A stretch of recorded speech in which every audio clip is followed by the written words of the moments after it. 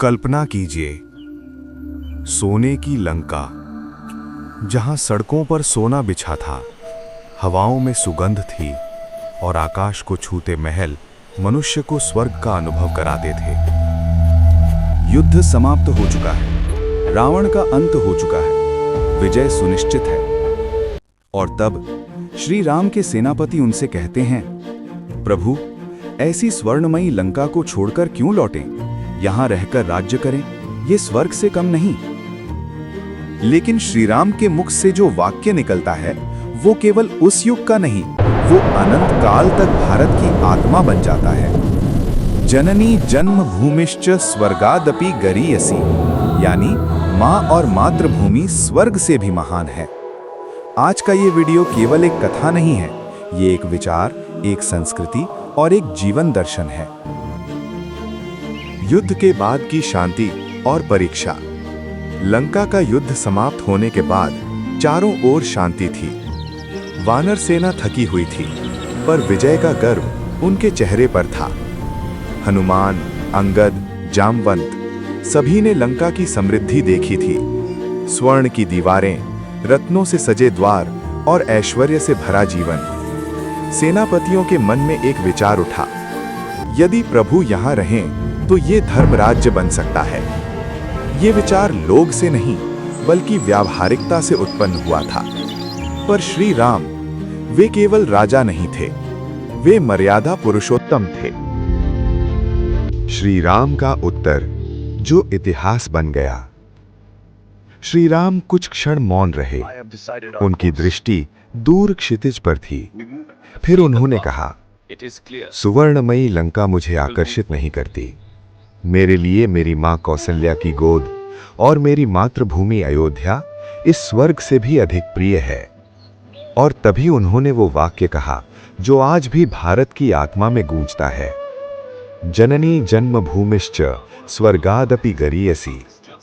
ये वाक्य केवल भावुकता नहीं था, ये एक सभ्यता का घोषणा पत्र था। मां केवल जन्म देने वाली नहीं, श्री राम के लिए जननी केवल कौशल्या नहीं थी, वो उस संस्कार, उस त्याग और उस प्रेम का प्रतीक थी जो मनुष्य को मनुष्य बनाता है। माँ वो होती है जो बिना शर्त स्वीकार करती है, जो बिना अपेक्षा त्याग करती है। स्वर्ग सुख देता है, पर माँ संस्कार देती है। मातृभूमि केवल जमीन नहीं, श्री राम के लिए अयोध्या केवल राजधानी नहीं थी, वो उनके पूर्वजों की स्मृति थी, ऋषियों की तपस्या थी, राम राज्य की कल्पना थी। मातृभूमि वो भूमि है जहां हमारी भाषा जन्म लेती है, जहां हमारे संस्कार आकार लेते हैं। स्वर्ग में ऐश्वर्य हो सकता है, पर पहचान नहीं। लंका क्यों नहीं स्वीकार की गई? ये प्रश्न आज भी प्रासंगिक है। क्यों नहीं रहे श्री राम लंका में? क्योंकि यदि मैं लंका स्वीकार करते तो ये संदेश जाता कि सुख कर्तव्य से बड़ा है। पर श्री राम ने सिखाया, कर्तव्य पहले, आराम बाद में, और स्वार्थ से ऊपर राष्ट्र। ये वही शिक्षा है जो आज भी सैनिकों, सन्यासियों और राष्ट्रभक्तों को प्रेरित करती है।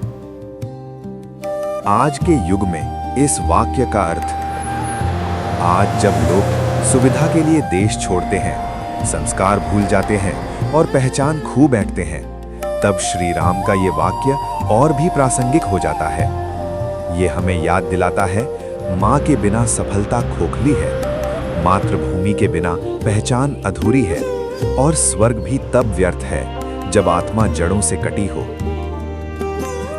समापन, आत्मा को झकझोर देने वाला संदेश। श्री राम अयोध्या लौटे, उन्होंने राज सिंहासन स्वीकार किया, पर ऐश्वर्य के लिए नहीं बल्कि सेवा के लिए। आज भी यदि हम पूछें सबसे महान क्या है, तो उत्तर वही है, माँ और मातृभूमि। क्योंकि स्वर्ग तो मरने के बाद मिलता है, पर माँ और मातृभूमि जीवन बनाती है। दोस्तों, अगर ये लेख आपको पसंद आया तो मेरा चैनल फेमस कोट्स को लाइक, सब्सक्राइब और दूसरों को साझा करें। धन्यवाद।